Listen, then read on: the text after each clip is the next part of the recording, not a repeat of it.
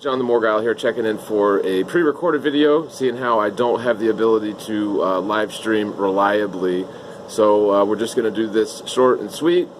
And real quick before we get started, just want to thank all my Patreon supporters and everybody that helps out the channel through PayPal, especially through this very, very trying time, where, as you can see, me and Butt Mutt and Mina and I are, we're in the hotel, paying by the week, and there is no work here. So I guess I'm just going to do this video, and hopefully you guys enjoy it. So basically, the premise of this video is a typical standard conversation that you have with your everyday normie globetards.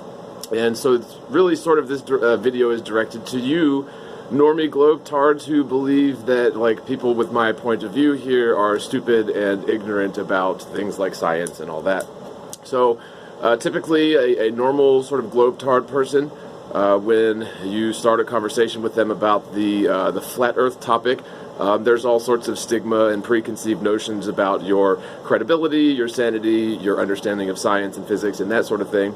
And so really the best place to start, I think, is to keep it very basic, right? Because the arguments about flat earth are indeed very basic. First would be the lack of curvature of the earth and the lack of motion of the earth, and the certain things that we can do to prove this one way or the other. And so for starters, if you ask a globe head, somebody who does firmly indeed believe that the earth is a spinning ball, about the geometrical attributes of that spinning ball. So, like, do you know what you believe the radius of the ball earth to be? And 9 times out of 10, they will tell you, well, I probably did know at some point, like I learned about that, but I couldn't tell you off the top of my head. And so that's kind of a big issue, but okay, you can tell them, well, the radius is supposedly about 4,000 miles, according to what you believe. And so what about the diameter of the earth, the distance around the equator of the earth? They'll, maybe 7 out of 10 will say, I don't know, or I don't remember. Maybe 3 out of 10 will get it about right. And usually, though, you're going to have to explain to them what they believe the circumference of the earth is, which is about 25,000 miles. And so, just for starters, it is a bit interesting, isn't it, that it is a flat earther having to explain to the globe earther what it is that they believe about the ball earth.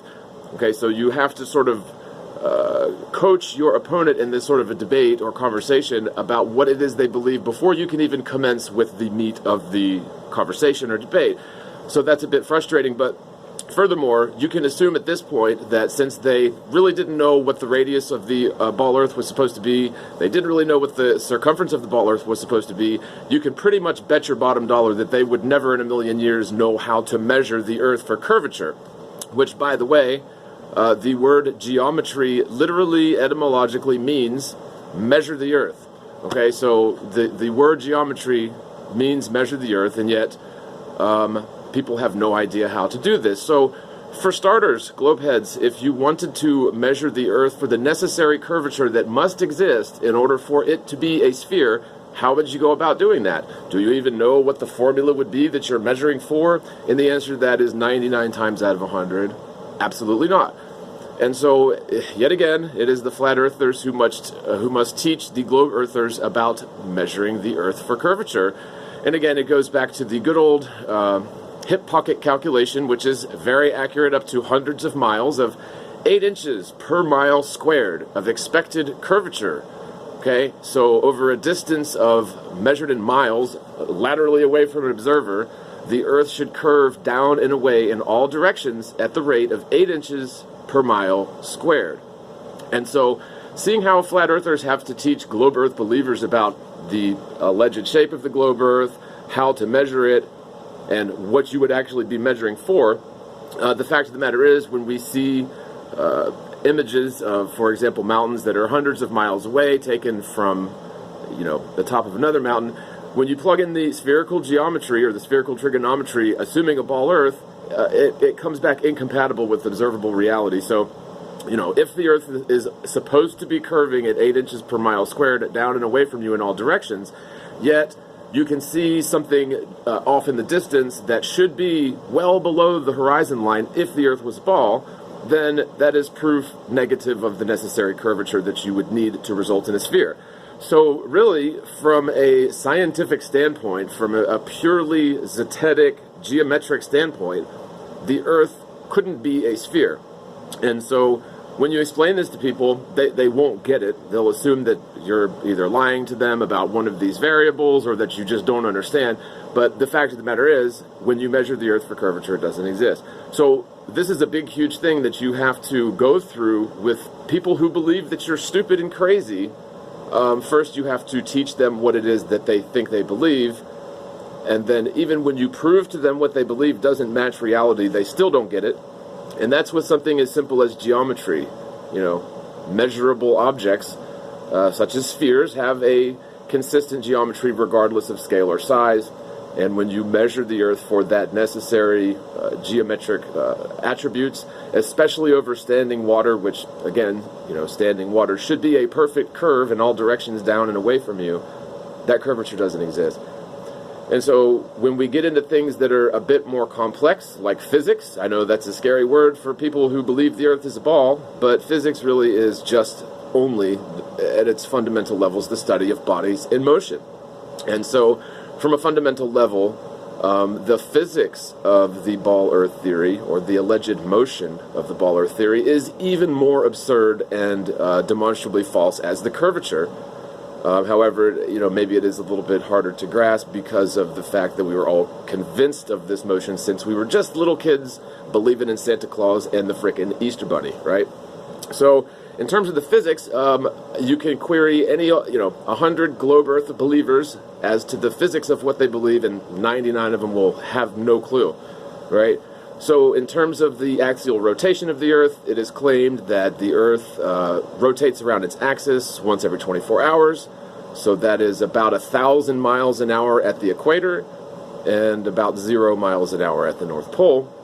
Okay, but that's just the axial rotation. So globe Earthers, first of all, will usually not know off the top of their head how fast they believe the Earth is spinning, but they do indeed believe that it's spinning. In terms of the orbital velocity of the Earth, they believe, and you have to usually explain this to them, that they believe it is 18.5 miles per second. Okay, that's the velocity of the Earth around the Sun. And if you multiply that times 60 seconds, times 60 minutes in an hour, you get 66600 miles an hour. So isn't that just a coincidence? So, okay, so we're supposedly spinning 1,000 miles an hour, going around the Sun at over 1,000 miles an hour. But also don't forget the motion of the Sun around the alleged galaxy, which doesn't exist, at about 500,000 miles an hour around a curve no less, at a 60-degree angle offset to that of the orbital plane of the Earth, allegedly.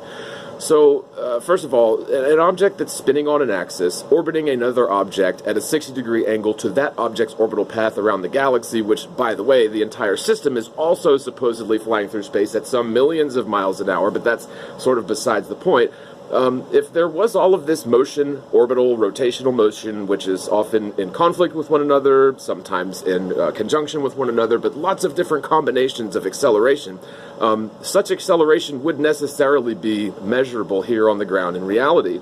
And the fact of the matter is, there is not one single shred of evidence that has ever been presented or observed or documented or proven, or even imagined, really, of this acceleration that would necessarily manifest as lots of differing degrees of centrifugal force depending on the time of day, depending on the time of year, the time of eon, and all of the different possible combinations of these orbital paths, right? So just to give you one basic example, in the morning, they say that the Earth is, when the sun's coming up, the Earth's racing up towards your feet at 66600 miles an hour, and over the course of 12 hours later, the Earth is now racing down away from your feet at 66600 miles an hour. So that's a total acceleration over the course of 12 hours of over 130,000 miles an hour, okay? And yet, no shred of evidence has ever been observed or measured or documented to even suggest that this acceleration exists. And, you know, science loves to call the spinning ball Earth going in multiple directions, about 5 different directions at the same time around curves, as a perfect fixed frame of reference. Because indeed, that is what it is. The Earth is definitely, in fact, a perfect fixed frame of reference. However, you cannot have a spinning ball going in 5 different directions at once around curved paths be a fixed frame of reference. It is physically impossible.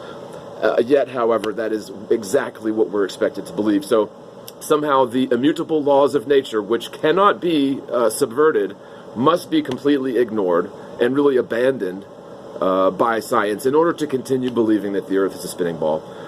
So, you know, for all you people out there who believe that you live stuck to the side of a spinning ball in outer space, yet you really don't know how to measure the Earth for curvature, never really bothered to do that, don't really know how to measure the Earth for the necessary acceleration that would exist if it were orbiting and spinning around, yet you believe that it is, and I'm the one that is crazy and believes something that is ridiculous, okay.